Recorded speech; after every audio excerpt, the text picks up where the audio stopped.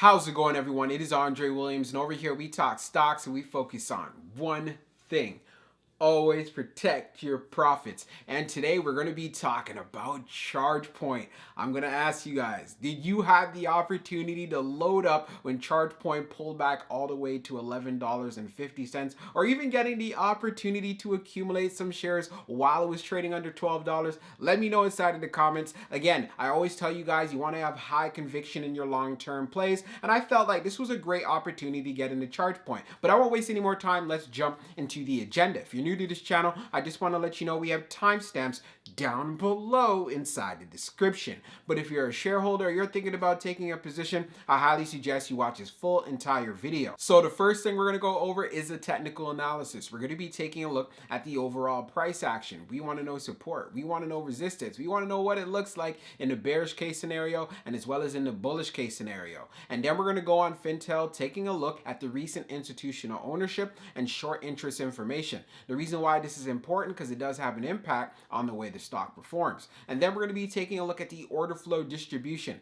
We want to know the buying and the selling behavior on the retail side and as well as on the institutional side. And then when all of that is done, we'll be going into the final thoughts and as well as some more details. So let's get to it. So we're going to do a technical analysis for ChargePoint. Let's see how it performed on the day. So it ended up closing at $13.64, being up 10.18%. On the low, it tested $11.50, and then on the high, testing $13.69. When we take a look at the volume stats on the day, you can see we traded at 11.661 million shares, and the average volume over 10 trading days is at 9.627 million shares. So we did have above average volume on the day, and it's part of the reasons why we saw some strength in the stock. Now, when we take a look at our chart, which is a daily chart, you can see from the RSI down below, it is at 46.75.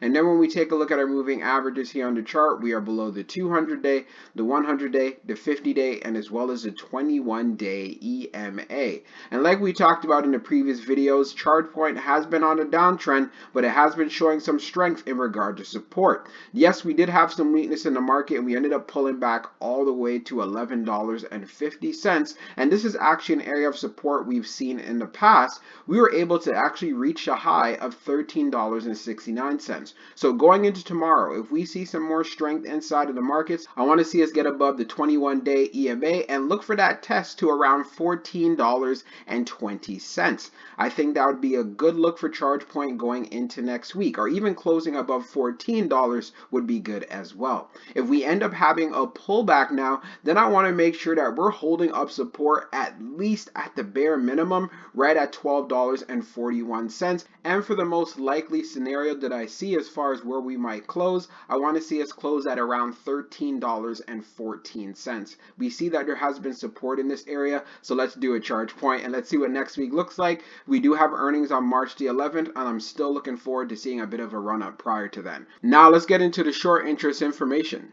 So we're going to take a look at the recent institutional ownership and short interest information for ChargePoint. Scrolling down further on the page, green rows indicate new positions while red rows indicate closed positions. So when we take a look at recent filings we have for February the 23rd, we have Cornerstone Advisories LLC that purchased 350 shares. We also have FDRV Fidelity that purchased 33,960 shares. And then when we take a look for the 17th, we have a good amount of institutions who have loaded up on shares. And when we take a look at Lens Capital LLC, they purchased just over 51 million shares. That is a big position right there.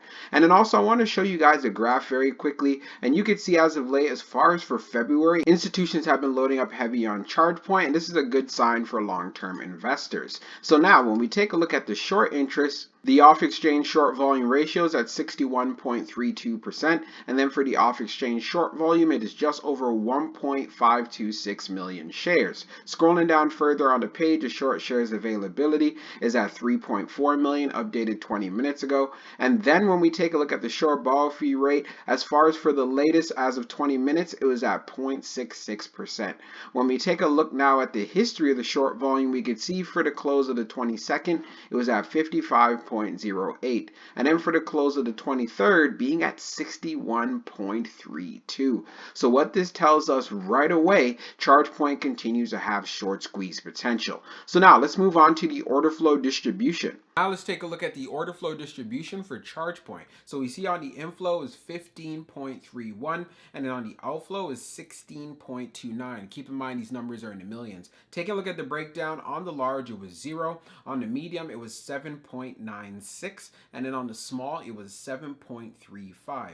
Taking a look at the outflow side, it was 0 on the large, on the medium it was 9.26, and then on the small it is 7.03. And then when we take a look at the large scale orders in the last 5 days, you can see for the past 4 trading days it has all been 0. When we analyze the numbers even further for the small scale orders that tends to represent the retail side, we had more buying than we had selling.